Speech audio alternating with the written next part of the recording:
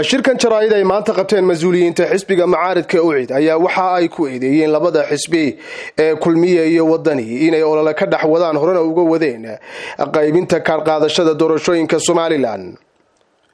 waxaanay sheegeen inay jabiyeen kuna xadgudbeen xeerka habdhaqanka xisbiyada siyaasadda oo hore u kala saxeexdeen komishanka iyo waliba xisbiyadu iyagoona sheegay inay kalsoonida kala noqon doonaan guddiga anshaxa komishanka doorashooyinka haddii ay wax ka qaban waayaan ololahana ay wadaan labadan xisbi.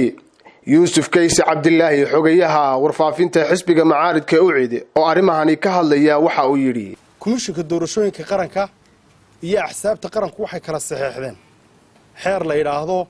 xeerka habdhaqanka xisbiyada siyaasadda ee kaar qaybinta codbixiyaasha ayay dhawaan kala saxeexdeen abriil bay kala saxeexdeen xeerkaas wuxuu axsaabta waxna uu ka reebayaa waxna uu ogolaanayaa haddaba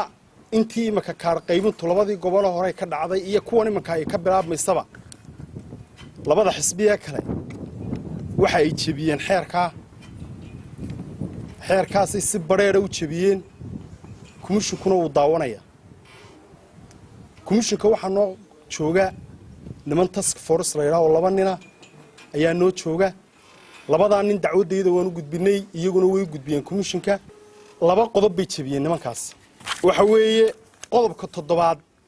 farqadiisa 13aad iyo qodobka 7 farqadiisa 14aad labadaaba way jabiyeen oo oranaya xisbiyada qaranka waxa ka reeban inay dhajiyaan laamiyada ku dhajiyaan boorar ama astaamo muujinaya sawirro haddaba ka xisbi ahaan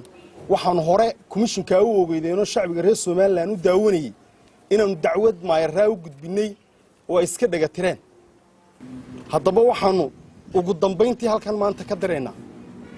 baaq horta waxaan u sheegaynaa komishanka doorashooyinka qaranka gaar ahaan guddida anshaxa inaanu kalsoonidii kala noqonayno 3 cisho ama 4 cisho gudahood haddii ay tallaabo cad ka soo saari waayaan. gudoomiye ku-xigeenka labaad ee xisbiga macaaridka UCID Cabdirashiid Xasan Maxamed Basbaas iyo xogayaha guud ee xisbigaasi Ismaaciil Cabdi Daahir oo iyaguna ka hadlay isla markaana fariimo u diray bulshada ku naqan gobolada Togdheer iyo weli Maroodijeex waxay ka bilaami doonto qaadashada kaarka codbixiyayaasha ayaa waxay yiraahdeen in arrimahaas aanu ka soo hadalay komishanka oo runtii aad arrinkaasi waxna u dhimi kara mustaqbalka doorashadeena waxna u dhimi kara kaar qaadashadeena waxna u dhimi kara sharafta iyo magaca reer Soomaaliland aynu leenahay waa inay arrinkaas wada cad saaraan haddii aydan kaarka qaadan ma codayn kartaan sida xeerarka doorashada ku xusan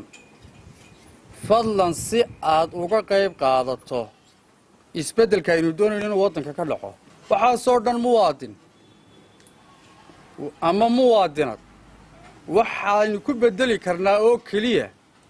adiga oo kaarka qaata. Cabdirashiid Cabdi Wahaab Xuseen, Universal TV, Hargeysa.